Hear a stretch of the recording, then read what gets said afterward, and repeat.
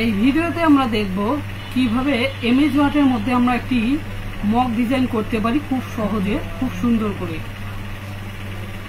তো এর জন্য আমরা চলে যাব ইনসার্টে, এখান থেকে শেপ, এখান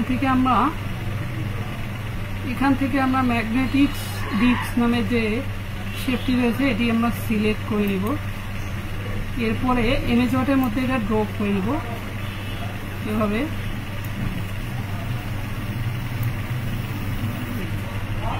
এরপরে আবার ইনসার্টে চলে যাব, আবার শেপে চলে যাব, এখান থেকে আবার একটি শেপ সিলেক্ট করে নিব, এভাবে ড্রপ করে দিব শেপটি। এরপরে এভাবে আমরা শেপটি অ্যাডজাস্ট করে নিয়ে শেপ আউটলাইনে চলে যাব, এখান থেকে নো আউটলাইন সিলেক্ট করে দেব। এরপরে আমরা শেপটি অ্যাডজাস্ট করে নেব। এরপরে আবার চলে যাব ইনসার্টে, এখান থেকে শেপে চলে যাব, আবার ওভাল নামে যে শেপটি আছে এটি আমরা সিলেক্ট করে নিয়ে এভাবে এখানে ড্রপ করব, করার পরে এখানে আমরা অ্যাডজাস্ট করে দেব। এভাবে আমরা শেপটি অ্যাডজাস্ট করে নেওয়ার পরে এখানে শেপটি সিলেক্ট করে নিয়ে শেপ ফিল্ডে চলে যাব, এখান থেকে আমরা হোয়াইট কালারটি সিলেক্ট করে নিব। এরপরে শেপ ফিল্ডে চলে যাব, কার্ডিয়ানতে চলে যেয়ে এখান থেকে আমরা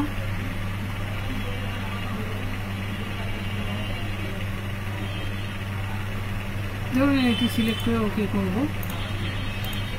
এরপরে আবার আমরা নিচে শেপটি সিলেক্ট করে নিব, এরপর শেপ ফিল্ডে চলে যাব, এরপর পিকচারে চলে যাব, এখান থেকে আমরা যে কোনো একটি পিকচার সিলেক্ট করে নিব। তো ধরুন আমি এই পিকচারটি সিলেক্ট করে নিব।